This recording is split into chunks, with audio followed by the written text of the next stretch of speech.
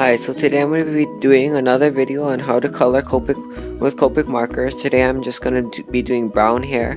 Now as you can see there, the skin tone is a little bit darker than usual.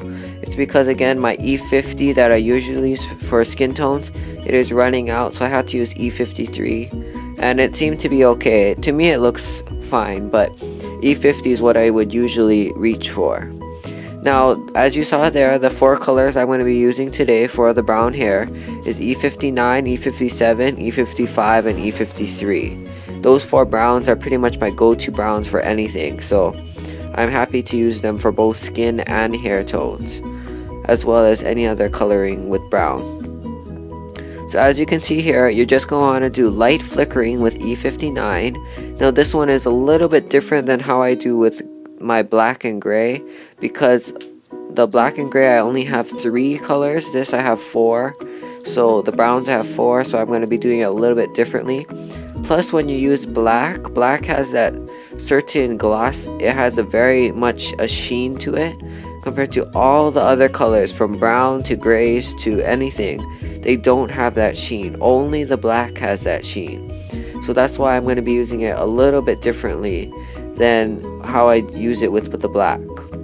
So again, this is E59. I'm just going to be using it, and in this video it's going to be a little bit longer than that previous video on the black hair, just because this one is going to be, I'm going to be doing those flickering but with 4 shades again. But this one I'm going to show everything that I'm doing, so from all the different hair points, so all of it from here. So as you can see here, I'm doing all the hair compared to in the black one I only did partial of the hair shown on the video. So as you can see here, I'm just doing some more flickering on all the edges. I do make it that it's all solid, so around the whole entire hair in part of it, I do it solid all the way around. So that's one thing that I do differently from some other people. I do make that defined line around everything. So now with E57 is my next color.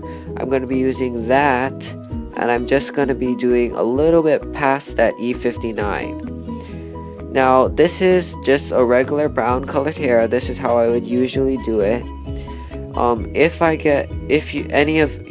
just would need one comment on doing a brown hair, but meaning doing it if you want to see it in light brown, which I would be using lighter shades of brown, or if you want it, the lighter brown is gonna be more like a kind of like a blonde.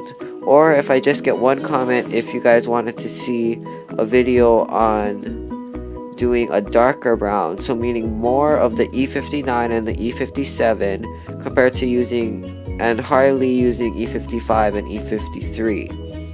So if you want to see that as well, just leave a comment below and I would be happy to do a video on that as well. Now as you see here, that looks pretty good already. I'm just going to take it a little bit further with E55. I'm spreading that out. I realized that E55 was a little bit lighter than I expected it to be, so I decided just to go, when you have light colors, you don't have to be very careful. You can just go all the way around.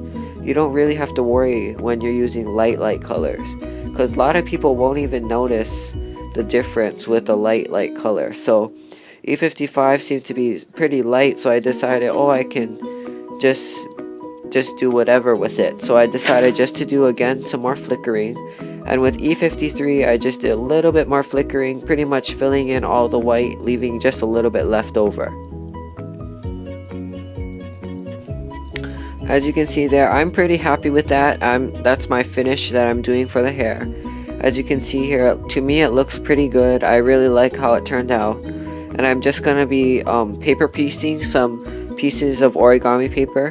I usually use my Spectrum Noirs or Copic markers to color my dresses and everything else, but I decided that on this one and in the black hair video, I decided just to do some paper piecing with some origami paper, because somebody recently just gave me this origami paper, so I wanted to get it to use. So this is what I'm going to be doing. I'm just using E53, and I was going to shade, because I still like shading even though it's already a colored piece of paper.